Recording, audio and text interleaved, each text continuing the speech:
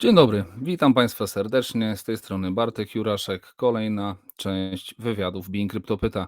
Moim gościem jest dzisiaj Marcin Jastrzębski. Cześć Marcinie. Witaj Bartek, witam wszystkich widzów.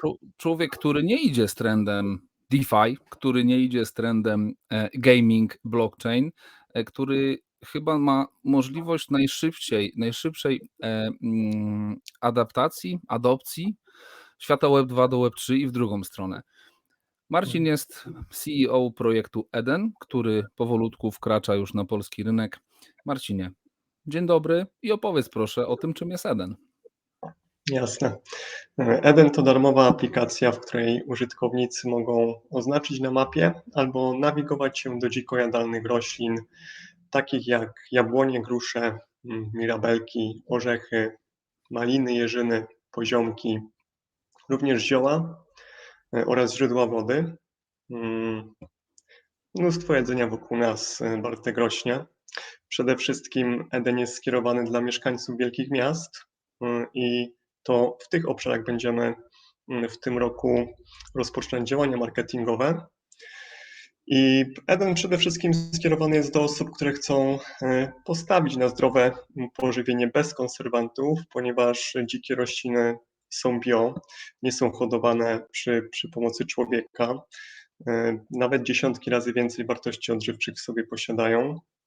Innymi odbiorcami są m.in. osoby zainteresowane medycyną naturalną, ponieważ w Edenie użytkownicy mogą skorzystać również z takiej opcji jak dzika apteka, w której znajdziesz szereg receptur, jak przygotować medykamenty z tego, co rośnie na pobliskiej łące, czyli różnego rodzaju maści, odwary, napary z ziół, które są lokalnie u nas spotykane. Również osoby, które chcą spędzać więcej czasu w naturze, znajdą swoją działkę w Edenie. Rodzice, którzy chcą edukować dzieci na temat natury. Również osoby, które chcą zaoszczędzić pieniądze w tych obecnych czasach, gdzie tyle mówi się o recesji i o rosnących cenach pożywienia, kiedy weźmiemy na tapetę dosłownie dziesiątki ton jedzenia świeżego, które są na wyciągnięcie ręki w parkach, lasach, łąkach, w miastach i na ich obrzeżach, to też jest to istotny aspekt dla części społeczeństwa, dla której będziemy robić komunikację.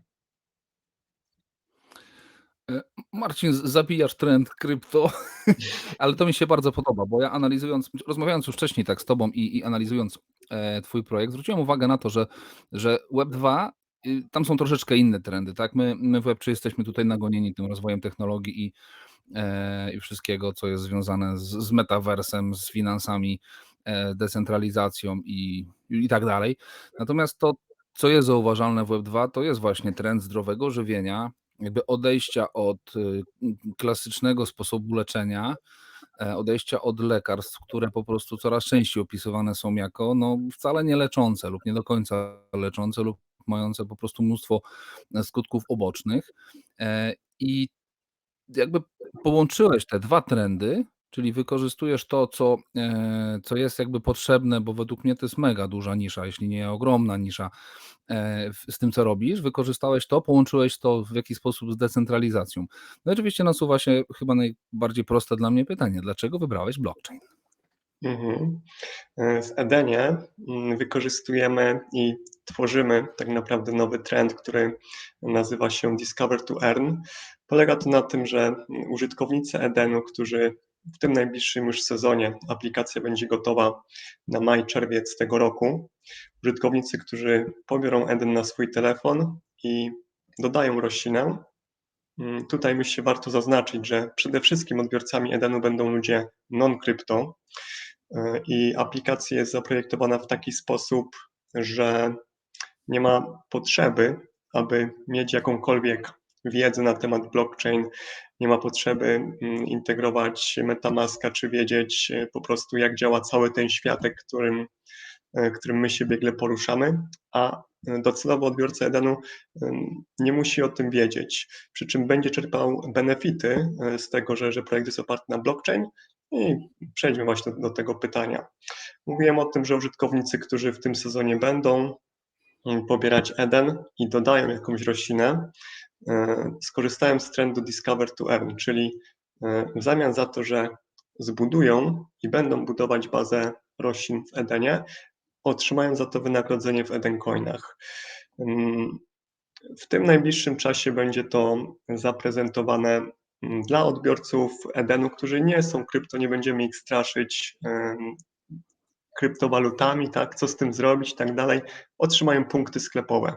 Te punkty sklepowe będą mogli zamienić w sklepie internetowym Eden wewnątrz aplikacji na produkty wysokiej jakości. Mówimy tutaj o wyciskarkach, o gadżetach do zbioru na przykład grzybów, czy plecaki do zbioru właśnie owoców.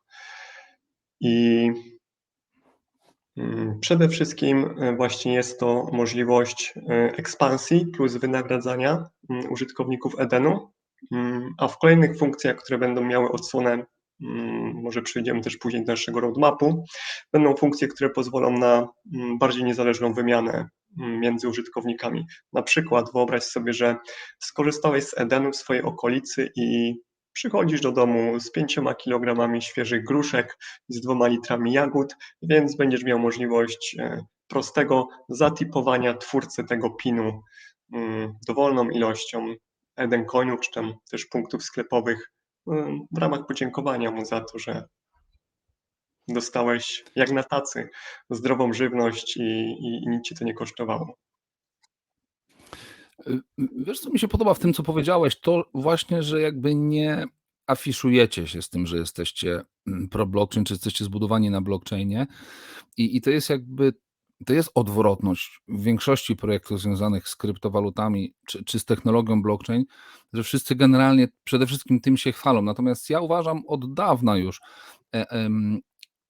analizując czy patrząc na to, co się dzieje w naszej przestrzeni, że tak naprawdę użytkownika to nie będzie interesowało, czy to jest na blockchainie, czy to nie jest na blockchainie, to ma działać, tak? To jest dokładne porównanie, tak jak nie wiem, z siecią 5G, no wszyscy mówili, że dostarczą, no niesamowite tam rzeczy z tym 5G, no i fajnie, mamy się 5G, mnie nie obchodzi, kto mnie to dostarcza, jak jest to zbudowane, czy to jest zdecentralizowane, czy nie, to ma działać szybko, dostarczać mi moje tam usługi online bardzo szybko, których ja potrzebuję i to mi się podoba. Jesteś w tym momencie chyba jedynym projektem ze znanych mi projektów, który nie afiszuje się z tym, że jest oparty na blockchainie.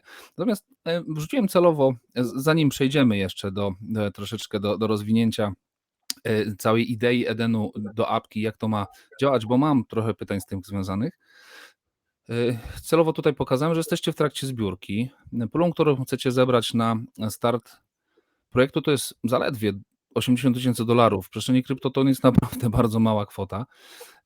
Widać też, że postępy są, że coś już się dzieje. Wykorzystujecie bramkę płatności, czyli ktoś, kto nie zna się na krypto, nie musi po prostu się poznawać, uploadować sobie, czy downloadować sobie Trust Walleta, czy MetaMaska i borykać się z problemami, o których tak naprawdę my doskonale wiemy, że dla nowicjuszy to wcale nie jest takie proste.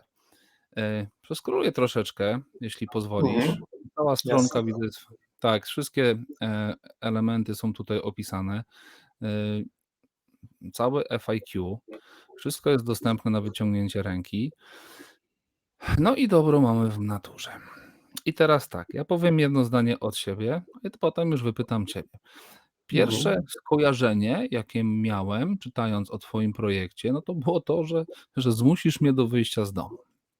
Nie? Czyli już mamy taki proaktywny element Twojej aplikacji, który jest fajny. Troszkę kojarzą mi się takie projekty z Pokemonami, które tam kiedyś zbierało z dziećmi, kiedy były małe i ten element takiej grywalizacji w terenie był bardzo fajny, ale tu jakby dorzuciliście fajną wartość, tak? Bo teraz, dobra, bo ja już zaczynam mówić za Ciebie, a teraz powiedz dalej, rozwiń to, o czym wspomniałeś. No, kto będzie akceptował, jakby kto będzie poświadczał, że to, co tam u mnie rośnie gdzieś za jeziorem, bo chyba to, co rośnie pod balkonem, to raczej bym nie chciał zbierać, ale gdzieś tam dalej, jaką ja mam pewność, że to będzie na przykład to, co faktycznie znalazłem, kto mi to zweryfikuje, w jaki sposób zabezpieczysz mnie jako swojego użytkownika, żebym nie zjadł pokrzywy zamiast babki.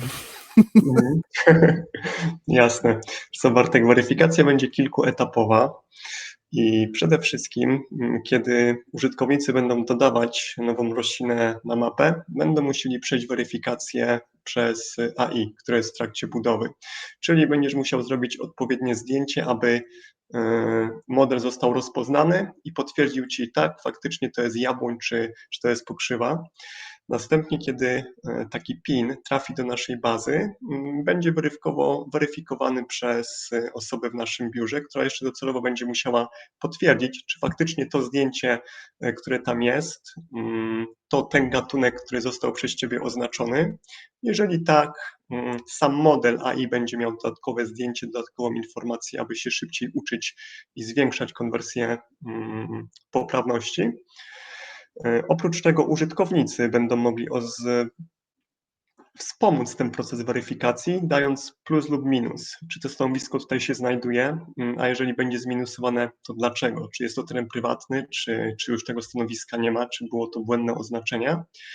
I będziemy też promować tą formę wśród naszej społeczności, ponieważ będą również w Edenie odznaki, taki mały element grywalizacji. Przykładowo, jeżeli oznaczysz czy zweryfikujesz 20 roślin, czy one są, czy ich tam nie ma, nieważne. Ważne, abyś był w okolicy i mógł kliknąć, czy to faktycznie się tam znajduje ta roślina, czy nie. Czyli jeżeli dasz odpowiednią ilość plusów lub minusów, otrzymasz odznakę, która pozwoli ci na przykład otrzymać jakąś część punktów sklepowych za to, że wspierasz. Więc będą różne metody konkursów i gratyfikacji również za weryfikację nie tylko po stronie AI, nie tylko po stronie osób w naszym biurze, ale również wśród community. Czyli teoretycznie albo i nie, bo w praktyce, będąc Twoim użytkownikiem, który ma ochotę aktywnie spędzać czas na zewnątrz, zbierając powiedzmy, nazwę to ogólnie rośliny, tak, z aplikacją Eden, jednocześnie mogę wspierać ten projekt, przekazując do Waszej bazy danych zdjęcia, położenia i po prostu czynnie uczestniczyć, Mhm, no inaczej, mieć czynny udział po prostu w tym, co robicie i wspomagać całą społeczność, no, która mhm, powiem Ci, no, biorąc pod uwagę te trendy, o których wspominałem, ja myślę i trzymam kciuki za powodzenie projektu, bo dzięki. według mnie to właśnie czegoś takiego brakuje. Mhm. Em, I tak jak Przejdźmy do zauważyłeś, mhm. odnośnie budowania relacji i wychodzenia, właśnie Eden jest tym łącznikiem, który obecnie stwarza największe problemy, jeżeli chodzi o korzystanie z dzikich ziół i dzikiej roślinności jako pokarmu też, nie tylko jako medykamentów, ponieważ nie mamy w społeczeństwie przede wszystkim tej wiedzy, gdzie coś rośnie, nie mamy tej wiedzy, jak to rozpoznać i nie mamy tej wiedzy, co z tym zrobić, jak to przygotować na swój pożytek. Więc wszystkie te problemy rozwiązujemy w Eden. Więc tak naprawdę Eden stanie się zielnikiem na wyciągnięcie ręki i nie tylko, ponieważ nie zawężamy się tylko do ziół, które mają przede wszystkim wartość zdrowotną, ale również do mapy darmowego jedzenia w naprawdę dużych ilościach. I tutaj jeszcze dodałbym, że mm, budowanie z powrotem tej relacji z naturą jest naprawdę fascynujące i zdecydowanie możemy to porównać do budowania relacji z drugim człowiekiem. Jeżeli wychodzimy i weryfikujemy, że to jedzenie jest pyszne, świeże, naturalne, a przy okazji dostajemy jeszcze benefit zdrowotny, na przykład przygotowując to w odpowiedni sposób pod siebie, pod swoje dolegliwości i zobaczymy, że to naprawdę działa, zmienia się coś w percepcji i ta relacja jest naprawdę, można ją pogłębiać i pogłębiać. To jest dla nas po prostu. Wiesz co, jakbym mógł podsumować w ogóle to bardzo krótko, to o czym powiedziałeś, to przede wszystkim to i przepraszam, nawiązując do społeczności, o której właśnie też wspomniałeś, która tak naprawdę będzie się tworzyć, Eden jest chyba takim przykładem aplikacji, która będzie jednak przekazywana tym marketingiem szeptanym, nazwę to trochę po naszemu, tak, ale z ust do ust, bo jest bardzo prosty w użytkowaniu, w dostarczaniu informacji czy samego pożywienia, tak, no bo wiadomo, różne możemy mieć czynniki, że ktoś tego pożywienia będzie potrzebował. Jedni będą chcieli zdrowej żywności, inni po prostu może z konieczności, będą Mhm. musieli to użyć. Mam nadzieję, że nie. I dobra, i na tym miało być krótko. Jasne. Powiedz mi proszę, jeszcze chciałbym ciebie zapytać odnośnie tokena Edencoin. Czym będzie Edencoin w aplikacji i poza aplikacją, jeśli takie użyteczności tego coina będą? Mhm. Edencoin będzie miał kilka użyteczności. Tutaj musimy to rozgraniczyć na użyteczności, które będą dla społeczności Edenu non-krypto oraz użyteczności, które mogą zainteresować społeczność krypto. Zacznijmy od społeczności non-krypto. Użytkownicy non-krypto, którzy będą mogli zbierać Edencoiny i swoje punkty sklepowe, ponieważ tutaj zakładamy, że to są osoby bez wiedzy w krypto, więc one nie wejdą na Pancake'a, tak, i nie zakupią tego tokena.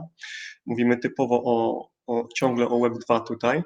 Ja mam nadzieję, że ty ich nauczysz, żeby jednak weszli na Pancake'a, ale to tak odnośnie tej adopcji, o której wspomniałem wcześniej. Aha, tak, wiesz co, odnośnie adopcji, to między innymi współpracujemy tutaj też z firmą, która pomaga nam z tymi płatnościami, o których powiedzieć na początku, czyli będzie również możliwość w Edenie, jeżeli użytkownik końcowy zdecyduje się na przykład zakupić subskrypcję, ponieważ sam Eden będzie aplikacją darmową, ale subskrypcja Mhm. rozwinie go o dodatkowe elementy, na przykład warsztaty i płatne kursy online, które będą dostępne w subskrypcji. One będą również w wersji darmowej, ale wersja płatna rozwinie to na jeszcze szerszy zakres z ekspertami i pasjonatami w Polsce i za granicą, którzy te kursy przygotowują. Więc użytkownicy, którzy zdecydują się na zakup subskrypcji, będzie to jakaś mikropłatność, myślę, nie przekraczająca 9 zł. My możemy część tej kwoty konwertować z PLN-ów na odkup Edencoina. I cała nasza tokenomia w taki sposób jest przewidziana, że 1/4 zysków każdego dnia Edenu, który na pewnym etapie uruchomi system B2B, czyli między innymi system reklamowy dla firm oraz dla rolników, którzy będą mogli na mapie się oznaczyć i zaprezentować swoją ofertę, więc to będzie kanał B2B, oraz kanał B2C, między innymi w tym sklepie internetowym, o którym mówiłem na początku, wbudowanym w aplikacji, czy właśnie przez subskrypcję, to 1/4 zysków firmy każdego dnia będzie konwertowana na odkup Edencoina z giełdy, więc użytkownicy, którzy nie mają pojęcia o krypto, nie muszą wiedzieć, ponieważ oni płacąc PLN-ami i tak w tle będzie ta konwersja na Edencoiny robiona, więc jakby ciągle idziemy w temacie maksymalnego uproszczenia.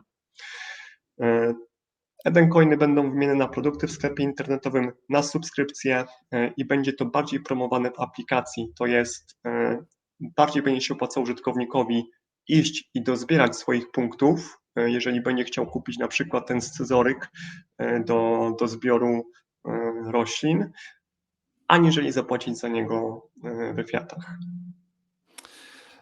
Wiesz co, społeczność kryptowalutowa jest chyba w 99% społecznością spekulacyjną, więc jakby faktycznie widzę, że doskonale rozumiesz, gdzie są wasi klienci, czyli jeszcze w Web2, natomiast no, oni generalnie są w Web2. Powiedz mi proszę, na jakim etapie roadmapy dzisiaj jesteście? Mhm.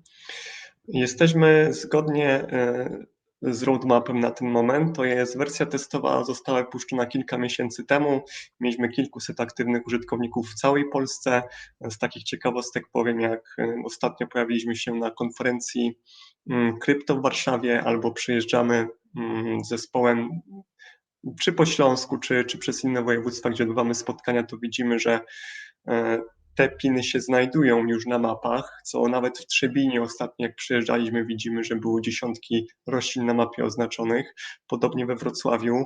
Kraków, myślę, już lekko ponad 1000 pinów ma oznaczonych, więc wersja testowa działa. Użytkownicy dają dobry feedback, więc w tej chwili produkujemy już wersję produkcyjną. Budujemy bazę wiedzy. Praktycznie każdego dnia mamy spotkania z pasjonatami czy ekspertami zdrowia, którzy albo już od kilku lat na rynku polskim produkują jakieś konkretne produkty związane z apiterapią na przykład, czyli z produktami pszczelimi, czy z konkretnymi zielarzami rozmawiamy, po to, aby już tworzyli content wartościowy do aplikacji Eden i powoli będą się pojawiać również na naszej stronie internetowej. Kilka dni temu jako ciekawostkę powiem Ci, że wybraliśmy się na spacer z Pawłem, wielki entuzjasta mykologii i grzybów w Polsce, prowadzi największy kanał z tą tematyką na YouTubie. I między innymi będziemy oferować użytkownikom Edenu warsztaty, również z Pawłem, którzy będą mogli się na weekend wybrać i nauczyć. Na takim ostatnim warsztacie przez weekend ponad 120 jadalnych grzybów w polskich lasach Paweł rozpoznał z uczestnikami. No a ja kilka dni temu wróciłem z plecakiem pełnym grzybów, teraz w styczniu. Także naprawdę dzieje się. Zazdroszczę trochę, bo jako bardzo młody człowiek wręcz uwielbiałem latać po lesie, a miałem dużo takich możliwości. Znałem wówczas wszystkie grzyby, natomiast wiele lat w tym lesie już nie byłem i dzisiaj naprawdę miałbym dużą wątpliwość, idąc na grzyby, poza kurkami, czy dobrze rozpoznam te podstawowe grzyby. Mówię o podgrzybku czy o prawdziwku. Jednak prawdziwek oczywiście jest bardzo charakterystyczny, ale w przypadku podgrzybków już pamiętam ileś lat temu były grzyby trujące, tak zwane tutaj w naszych rejonach szatany, które naprawdę były wręcz prawie imitacją klasycznego podgrzybka. No i dzisiaj może się to skończyć nieciekawie. Tak, dlatego jeżeli chodzi o grzyby, pozwolisz, że dopowiem, że Proszę. tutaj za tą główną komunikację, bo to jest najczęstszy argument, jaki słyszymy, i ja go doskonale rozumiem. Ludzie często boją się zbierać grzybów, ponieważ nie wiedzą, jaki to grzyb, prawda? Więc my będziemy mieć osobną komunikację, jeżeli chodzi o grzyby w Edenie i też w naszych social mediach, ponieważ one szerokim trendem zdobywają świat obecnie. Sprowadzają ludzie jakieś azjatyckie grzyby, gdzie wyobraź sobie, na tym spacerze ostatnim między innymi grzyby mung przywiozłem tutaj do domu. Są to uszaki, one są w polskich lasach, przy czym jest to grzyb z tej samej grupy co grzyby mung, które są też między innymi wykorzystywane w kuchni azjatyckiej. I są osoby na polskim rynku, które specjalizują się stricte w badaniu laboratoryjnym grzybów i to są naprawdę przecudownie wartościowe organizmy wykorzystywane zdrowotnie. Dlatego my, aby przełamać ten mindset lęku i poniekąd bazujący na też niewiedzy, jak to rozpoznawać, będziemy się skupiać, aby pokazywać 2 do 3 grzybów każdego miesiąca, które łatwo rozpoznać, łącznie z przekrojem tego grzyba i z konkretnymi zdjęciami, informacjami, które będą w bazie wiedzy Edenu pokazywane, aby każda osoba bez problemu mogła się upewnić w tych najbardziej popularnych grzybach, że to jest on. Po wielu zdjęciach i informacjach nie będziemy wchodzili w gatunki, które łatwo pomylić z czymś bardziej niebezpiecznym. Skupimy się na naprawdę podstawowym aspekcie i na tych gatunkach, które każdy powinien sobie poradzić, widząc jak to wygląda z dokładnymi informacjami, także minimalizujemy tutaj. No jest to fantastyczne i na pewno bezpieczne. Wielokrotnie sam natknąłem się na publikacje w social mediach grzybów rosnących na drzewach w tym przypadku, ale to też są grzyby, tak, z których można było gotować jakieś herbaty, które były jednocześnie też, które miały jakieś środki, nie wiem jak to nazwać, ale działanie antybakteryjne, antynowotworowe i wiele innych. Tak naprawdę nie wiemy, co mamy wokół nas. Natomiast Tak. jedno wiem na pewno, jeśli kiedykolwiek pójdę do siebie nad jezioro, a mamy takie dosyć fajną ścieżkę spacerową dookoła jeziora i zobaczę ludzi, którzy latają z telefonami blisko trawnika, będę pewien jednego, że mają aplikację Eden. Chciałeś coś pokazać, proszę? Tak, tutaj też jest hubowiec, właśnie wczoraj z brzozy wzięty. On się charakteryzuje tym, że one są bardzo jakby takie skórzaste. Teraz dużo jest grzybów leczniczych, stricte leczniczych. Je się po prostu suszy, tak jak powiedziałeś, można je wygotowywać, pić te wywary. Także teraz mamy czas przede wszystkim na grzyby, które są lecznicze. No i właśnie dlatego potrzebujemy takiej aplikacji, jaką tworzysz, żeby wiedzieć, co rośnie wokół nas i co możemy spożywać i co nam pomoże, zamiast tej klasycznej aspiryny. Marcinie, ostatnie pytanie. Gdzie będzie Was można spotkać w najbliższym czasie? Bo ja wiem gdzie, ale pytam dla naszych uczestników, dla naszych widzów. Tak. Mam nadzieję, Bartek, że również tam będziesz, czyli 4 lutego widzimy się na Cryptosphere we Wrocławiu. Tak jest. Zapraszamy widzów, będzie można nas tam spotkać i porozmawiamy też więcej o projekcie. Bardzo się cieszę. Being Crypto jest partnerem medialnym wydarzenia Cryptosphere. Tak, na 99,9% również będziemy tam z Being Crypto, także na pewno porozmawiamy sobie również Super. osobiście. Marcinie, bardzo Ci dziękuję. Trzymam kciuki. Mam nadzieję, że pomimo tego, że jesteście projektem polskim, uda Wam się zdobyć też rynki zagraniczne, bo ta wiedza wydaje mi się jest potrzebna wszędzie, prawda? Życzę oczywiście jak najszybszego rozwoju. Życzę zebrania całej kwoty presale'owej, bo jest naprawdę super niska jak do porównania z innymi projektami, które w tej chwili pokazują się w przestrzeni blockchain. Bardzo Ci dziękuję, że zechciałeś Dziękuję, spędzić ze mną Bartek. ostatnie 26 minut. Na pewno będę zaglądał częściej, będę się częściej dopytywał, pilnując troszeczkę tego, co możemy w ramach Being Crypto przekazywać Twojej społeczności, naszej wspólnej również społeczności, naszym widzom, naszym Super. czytelnikom. Dziękuję Tobie jeszcze raz. Drodzy Państwo, moim gościem był Marcin z projektu Eden. Dziękuję bardzo i wszystkiego dobrego dla Was. Dziękuję i do zobaczenia na następnym wywiadzie.